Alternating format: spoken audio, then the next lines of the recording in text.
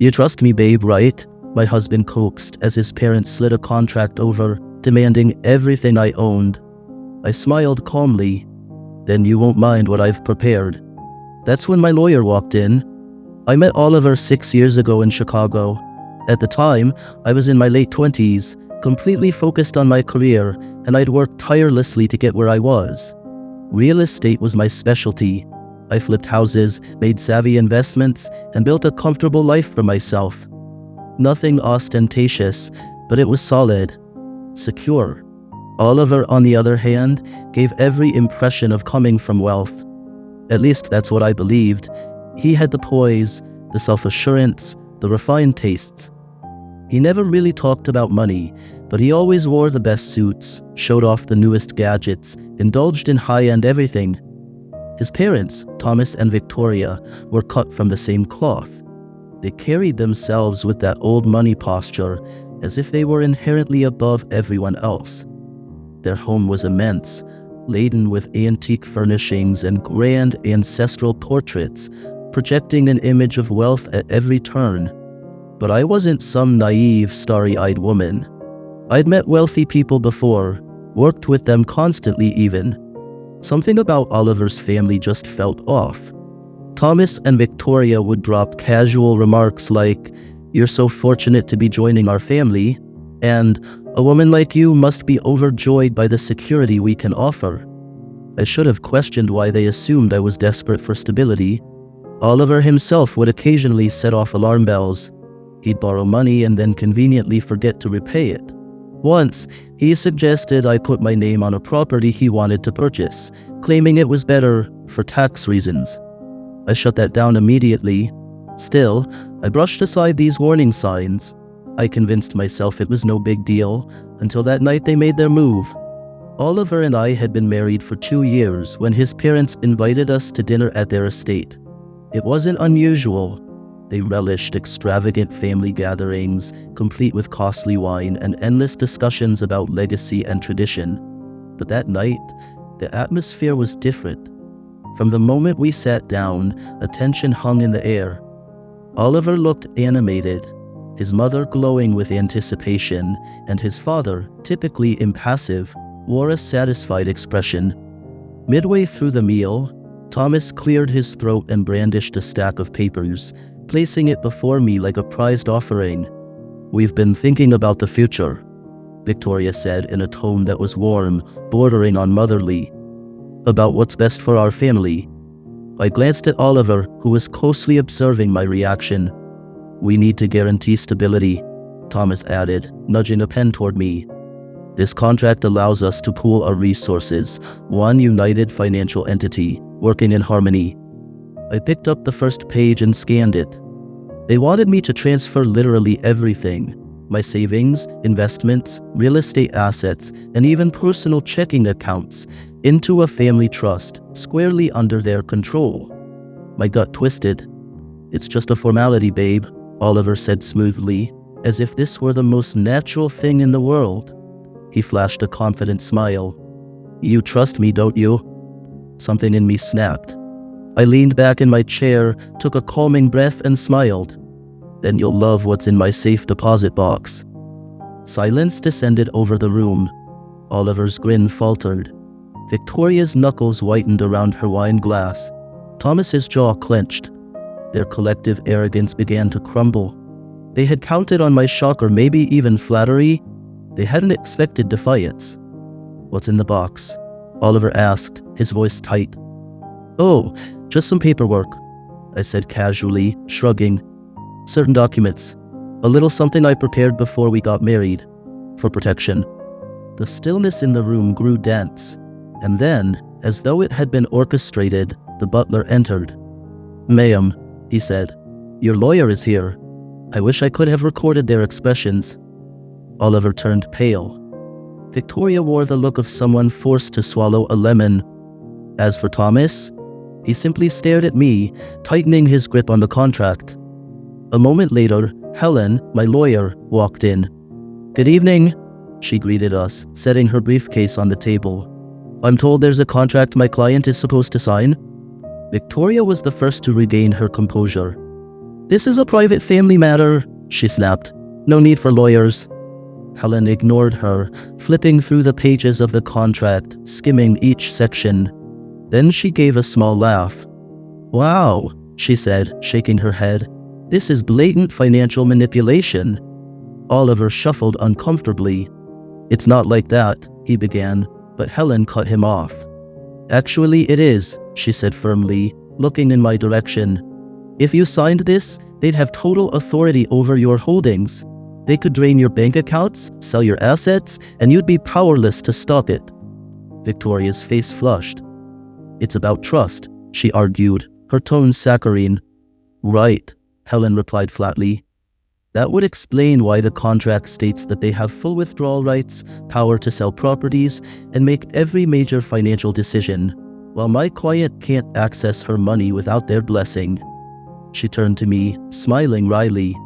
"It's fortunate you have a lawyer who reads the fine print." Oliver abruptly stood. "Why are you doing this?" he demanded, looking me in the eye. "Why am I doing this?" I repeated, my voice calm but laced with disbelief. "You just tried to rob me of everything." Victoria's voice took on a cloying sweetness. "Honey, this is just a misunderstanding." "No," I said coolly. "It isn't." Rising from my seat, I exhaled slowly. "I'm done here."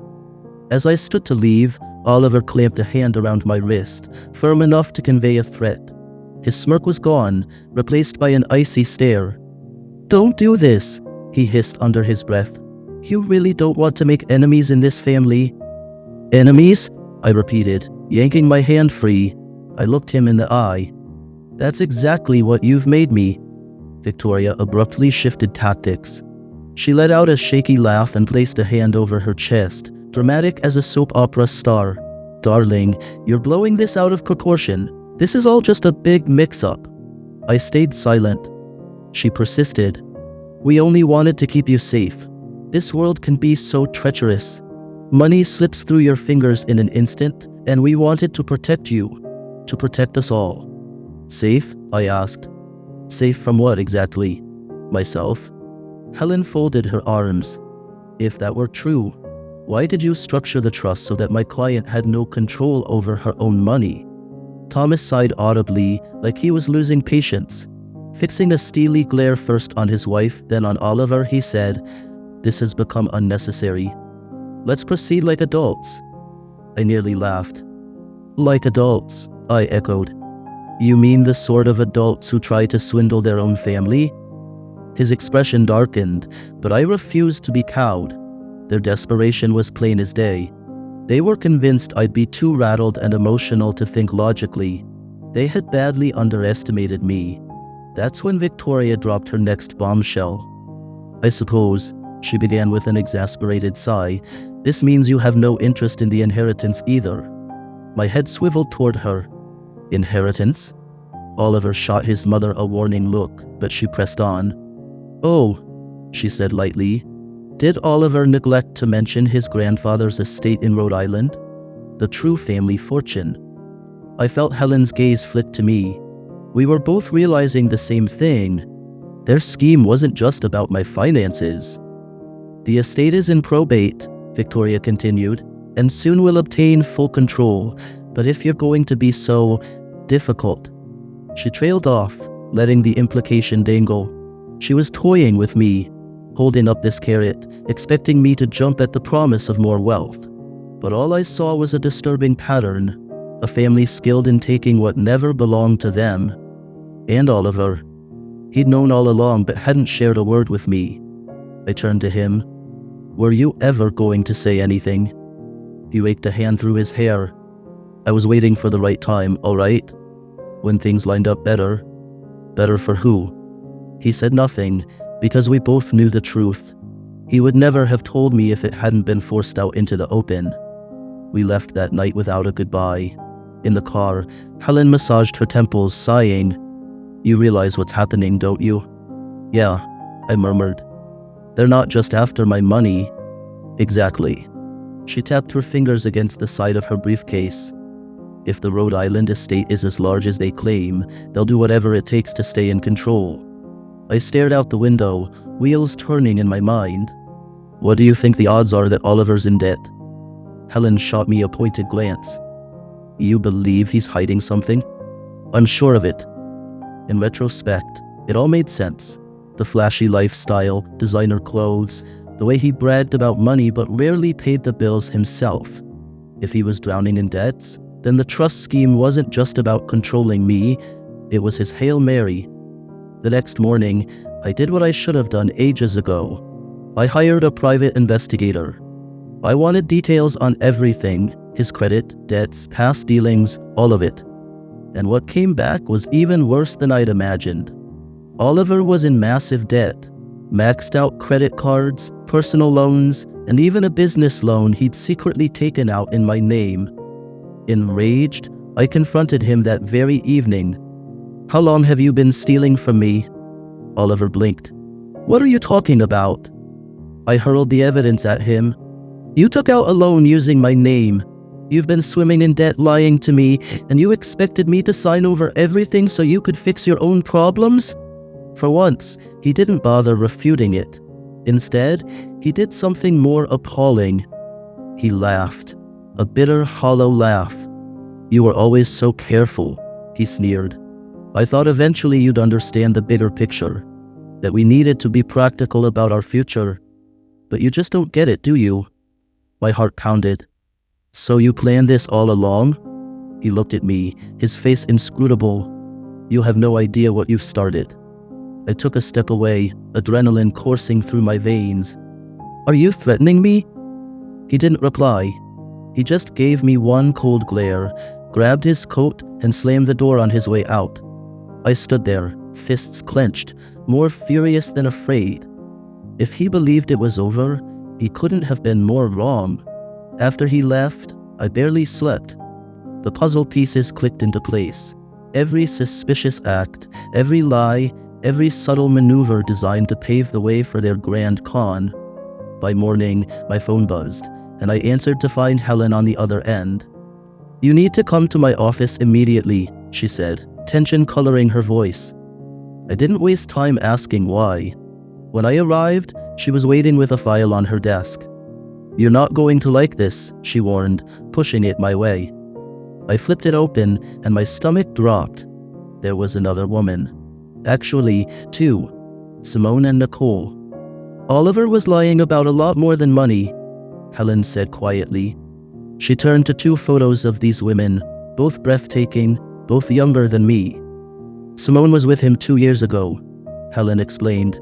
He promised her an engagement, took out a loan in her name, emptied her savings, then vanished. I felt sick. And Nicole? Helen shook her head sadly.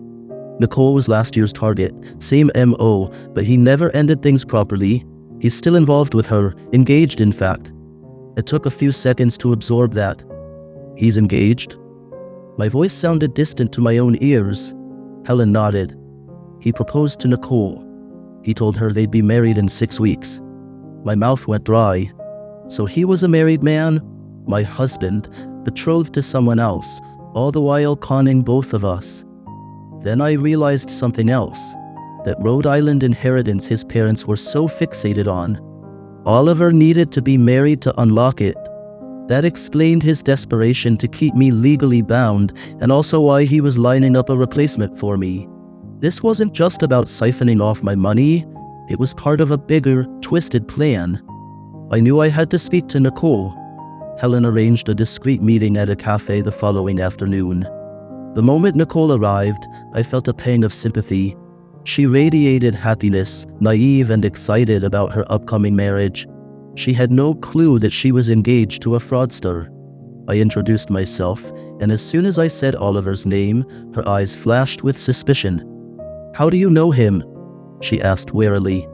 Because, I said, laying my wedding band on the table, he's my husband. Nicole's reaction was visceral, shock spreading across her features. That's impossible, she whispered, struggling to keep calm. I'm afraid it's not. I watched her trembling fingers reach into her bag, withdrawing her ring to place it next to mine, 2 identical rings side by side. She began to cry then, tears spilling down as she recounted her story. Oliver had told her about a forthcoming inheritance, but insisted he had to be married to receive it. He promised they'd relocate to Europe and start a glamorous new chapter. He'd already convinced her to hand over her savings. My hands balled into fists. "Are you still in contact with him?" I asked. Wiping her cheeks, she nodded. "Yes, he's taking me to meet his parents this weekend." I exhaled. "Perfect. Let's disrupt that little gathering." Nicole agreed to play along. She continued texting Oliver, feigning ignorance, staying enthusiastic about their so-called future. Meanwhile, I dug deeper. A forensic accountant uncovered an offshore account tied to Oliver, a secret stash for funneling illicit funds.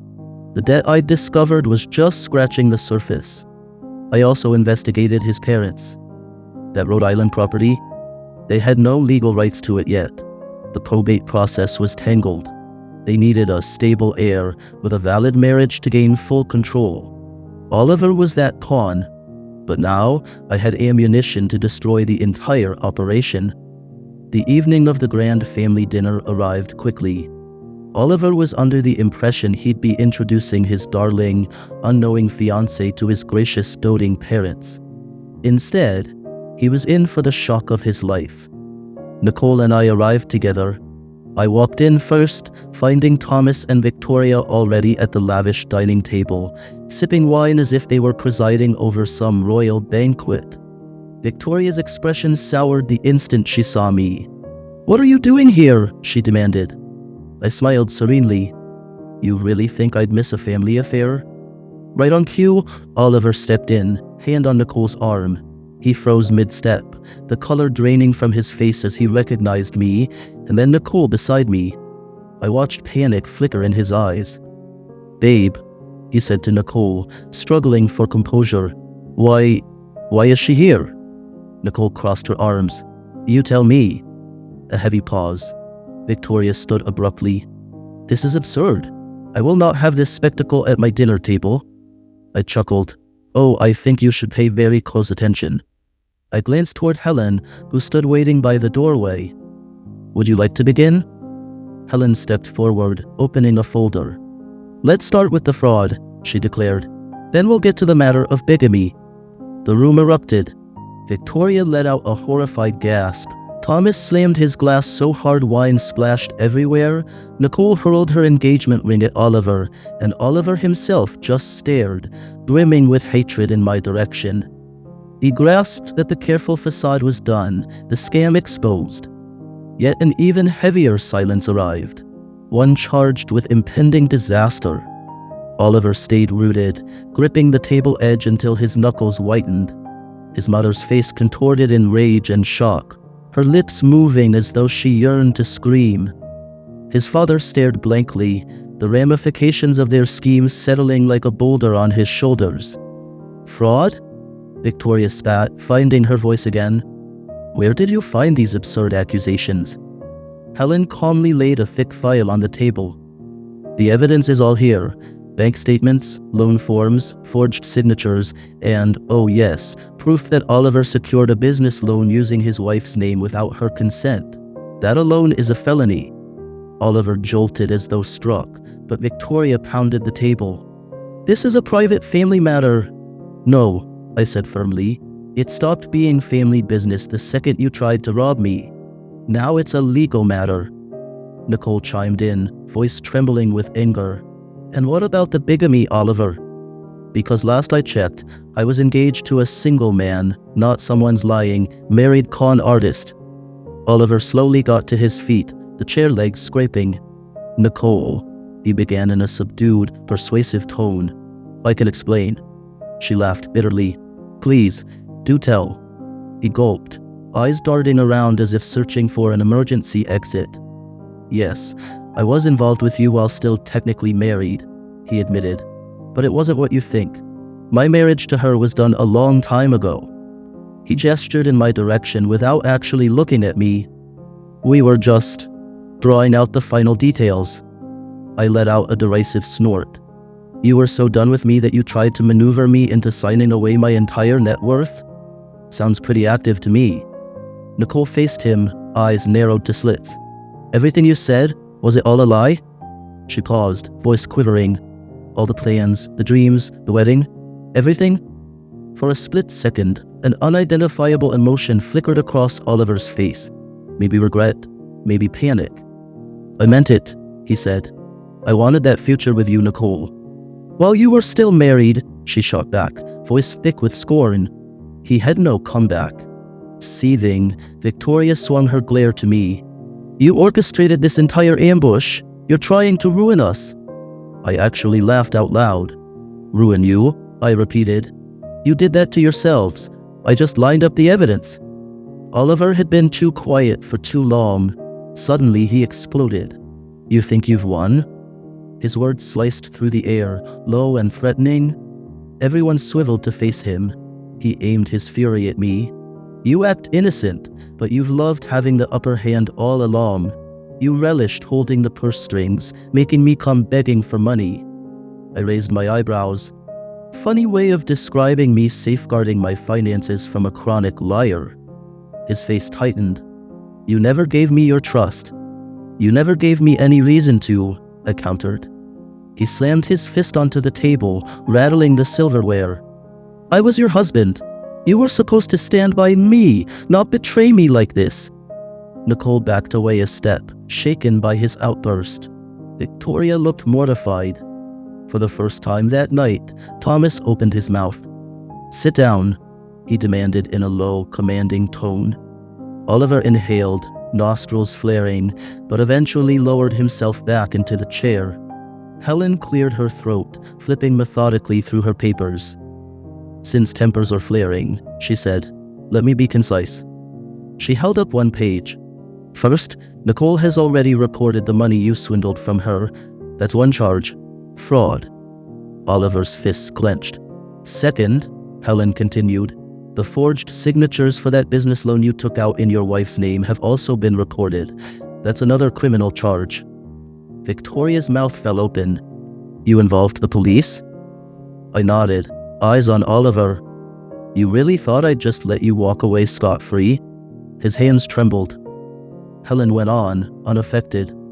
Third, about that Rhode Island estate, the inheritance you were relying on for a bailout. The probate court seems to know more than you realize about your family's extensive debt. Thomas jerked upright. What debt? With a cryptic half-smile, Helen replied, You didn't know? Your assets are frozen. A stunned hush enveloped the table. Victoria lost whatever color was left in her cheeks. No, that can't be. I'm afraid it can, Helen said, clicking her pen. The real motive behind pressuring my client to merge her assets with yours was to bail you out of significant financial trouble. Victoria rocketed to her feet. Lies. But her shaking voice betrayed her. She knew it was all true. Thomas and Oliver knew it too. Victoria, now desperate, whirled on Oliver.